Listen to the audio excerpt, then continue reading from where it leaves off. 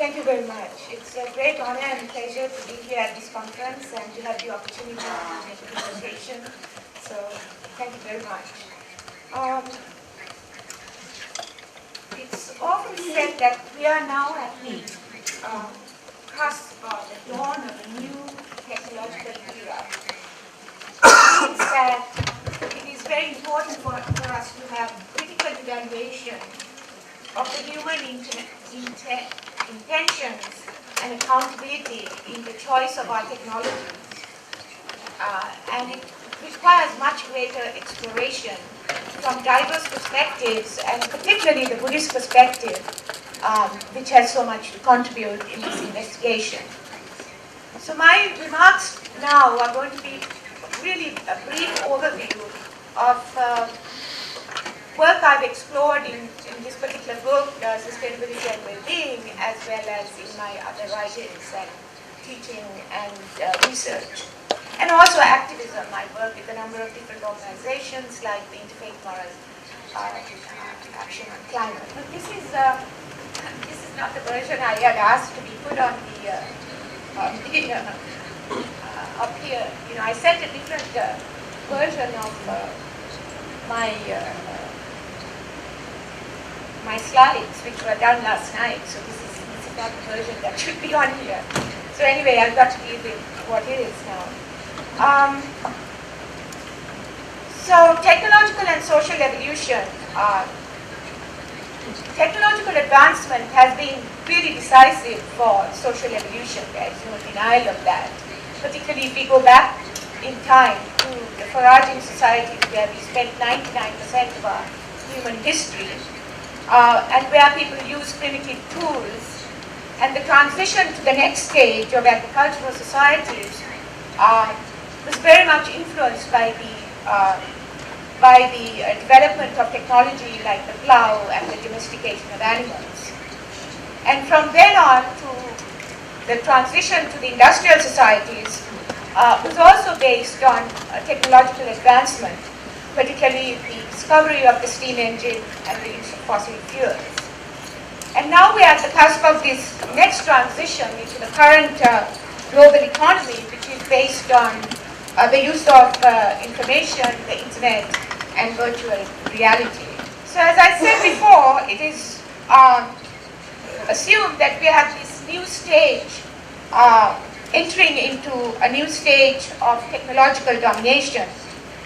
And the proponents of this perspective, or the advocates, believe that nature and human life should be redesigned through new technologies such as genetic engineering, nanotechnology, robotics, and artificial intelligence. That human beings will increasingly be integrated with technology and become cyborgs or new transhuman, post-human species. And that AI, artificial intelligence, will become intelligent, conscious, and autonomous. So, in order to understand how we got to this place, it's important to go back and look at the origin and evolution of the scientific revolution. When the ideas of technological domination came to the fore. The scientific revolution and the Enlightenment in Europe, which was championed by people like Francis Bacon and René Descartes. So in contrast to the ecocentric vision of earlier societies, a new rationalist worldview came to be promoted, a rationalist worldview that was arguing for linear, quantitative, and mechanistic outlook on human and non-human life. This approach is also reductionist in that it came to view nature as an unruly force that needs to be dissected into its separate parts and tamed and controlled through technology. It was also a materialist approach that laid the basis for the development of Western science and technology, the bureaucratic state, and the capitalist economy. So in contrast to the relatively static pre-capitalist economies, capitalism is an inherently dynamic economic system. It promises freedom from the bondage of tradition and the limits of nature. And it's fueled by private accumulation of natural and productive resources, and capital constantly expands into new frontiers appropriating all regions of the earth as well as all sectors of life. So we now see capital and technology expanding not only to the areas of economic production, but also reproduction, and now increasingly also consciousness, as we have seen in discussions at this forum.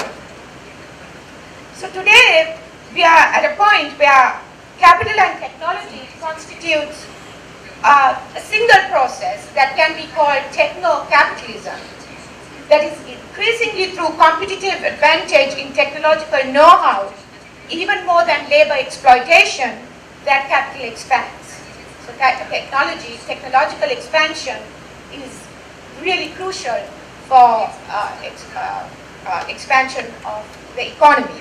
And you see this more and more in genetic engineering and artificial intelligence. The redesign of life through synthetic biology that is taking the DNA of organisms to create wholly new life forms is advancing at a rapid pace. According to Fidelity Investments, that is a corporate sponsor of synthetic biology, in less than 50 years, there will be more lab-created forms of plant and animal life on Earth than those identified in nature. And this, I think, is really important to consider, given that right now we are losing if you look at the level of extinction of plant and animal life that is taking place in the world today, 100 extinctions per million species. So we have to ask, is this synthetic biology and the genetic engineering of life a replacement for naturally created forms of plant and animal life? And this is also expanding into areas of human genetic engineering. It is reported that corporate scientific interests are now close to creating designer babies through genetic gene manipulation and techniques of human genetic engineering.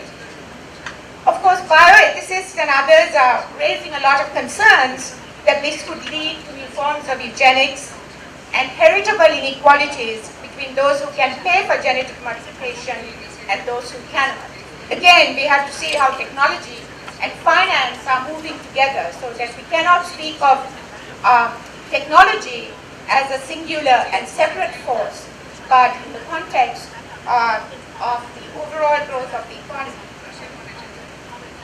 Artificial intelligence, it is believed that unlike other technologies, artificial intelligences are not merely tools, they will potentially be autonomous thinking machines and independent agents. As the skills required by new technology is expected to surpass the ability of humans, it is argued that technological singularity, which is a greater than human artificial intelligence, will become a necessity. And we've seen some discussions of that here. However, scientists and entrepreneurs like Stephen Hawking and Elon Musk have expressed serious concerns about future possibilities of intelligent systems acting against their programming and overtaking humans. Ray Kurzweil, who is the director of engineering at Google, has stated that the only way to be for the human species to merge with its technology. Now, Kurzweil talks not only of robots surpassing human intelligence, but also possessing volition and emotion. Machines derived from human thinking and surpassing humans in their capacity for experience will claim to be conscious and thus be spiritual, that is, spiritual machines. Now, many oppose efforts to create autonomous technologies and download human consciousness to machines as arrogant acts of playing at God. And to those critics, the proponents of AI respond, this is what we do. So I think it's important to take a closer look at the dominant approach and the kind of social and economic system that we are living under. The global market and technological system is expanding according to its own logic and momentum. It objectifies both humanity and the natural environment as mere resources for production and consumption. In so doing, it destroys the natural integration of planetary life and it seeks to reintegrate the environment and humanity within an artificially created web fashioned by modern science, finance, technology, and the global capitalist economy.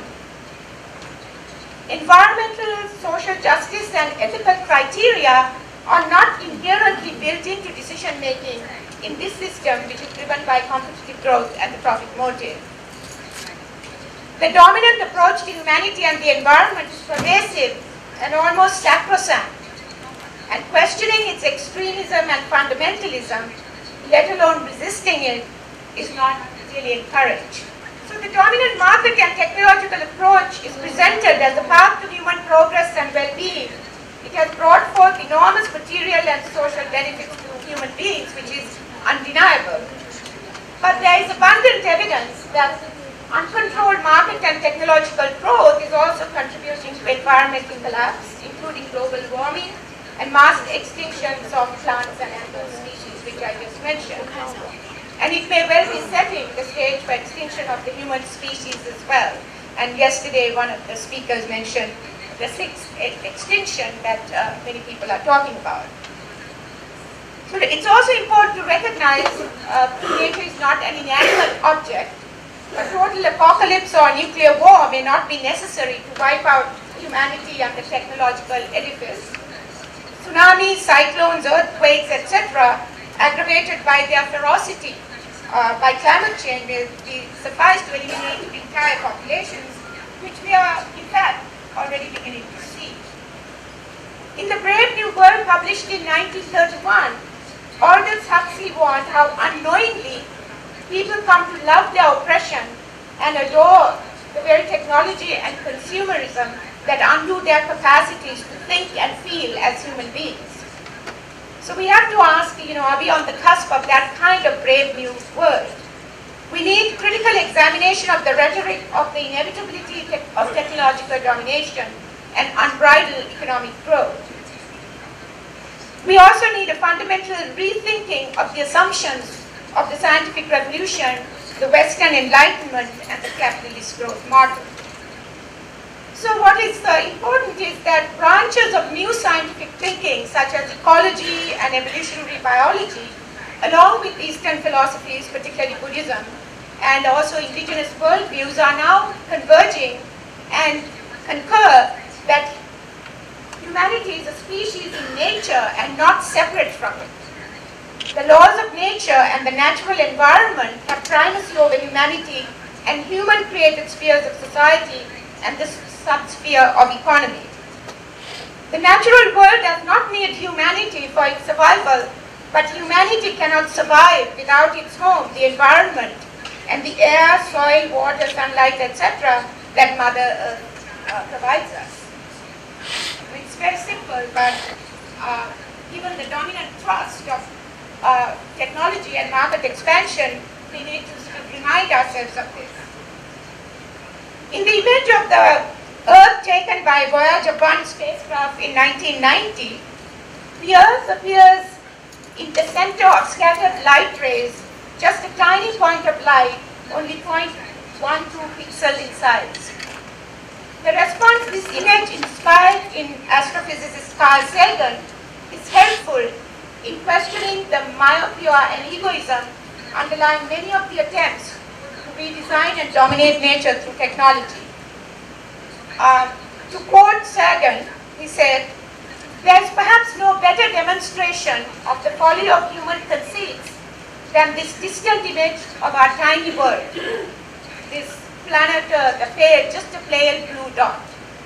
To me, it underscores our responsibility to deal more kindly with one another and to preserve and cherish the pale blue dot, the only home we've ever known."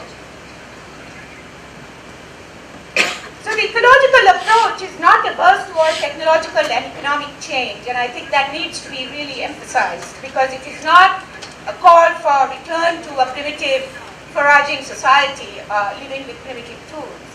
It calls for the inclusion of the values of ecological sustainability and the well-being of human beings and other forms of life over unbridled economic growth and technological conquest.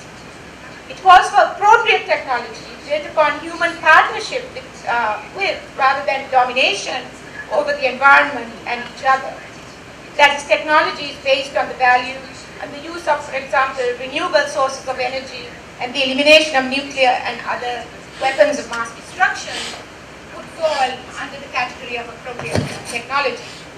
So in this sort of transition to the appropriate technology and a more sustainable and balanced way of life, the teaching of the Buddha is extremely helpful.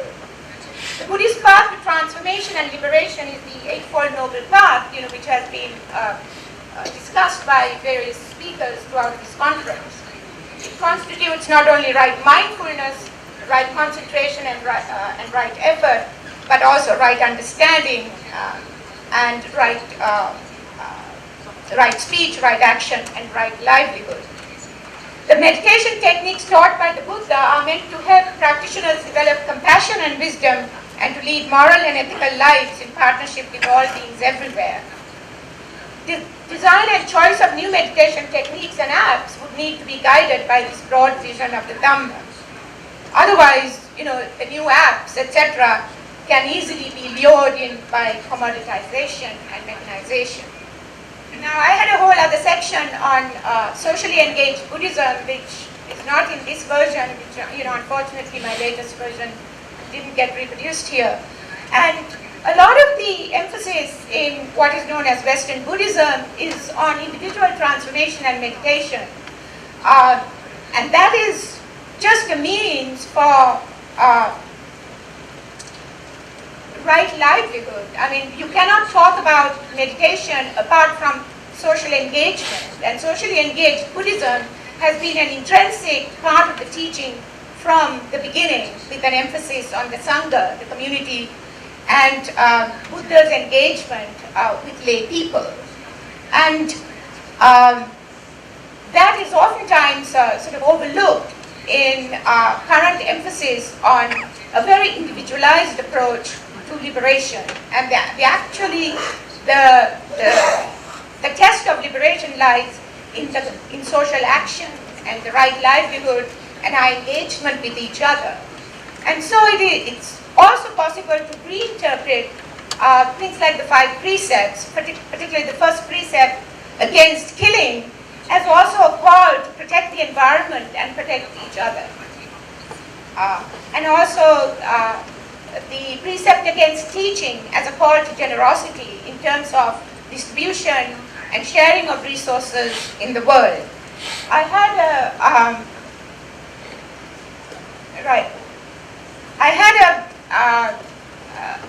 a figure on the middle path, which unfortunately didn't get copied here, which shows the need to shift from the extremes of both underconsumption and overconsumption to a more middle balanced path of consumption and the use of natural resources. And I was going to argue that it can also be extended to the use of technology. What is the middle path in terms of development and choice of new technology? So it's a pity that that figure is not here, but it's in my book. So to conclude, the resolution of crisis calls for greater balance between inner and outer development and an acceleration of spiritual and moral advancement. The Buddha taught us that we have to be the masters of our own minds, that we must question conventional thinking, including perhaps by extension the dominant technological market paradigm, and evolve morally and spiritually based on our own experiential realities. And I think rather than engaging in potentially dangerous efforts to transfer our agency and responsibility to machines, we as individuals and as a species need to address the challenges of human intentionality and accountability that are facing us. Thank you.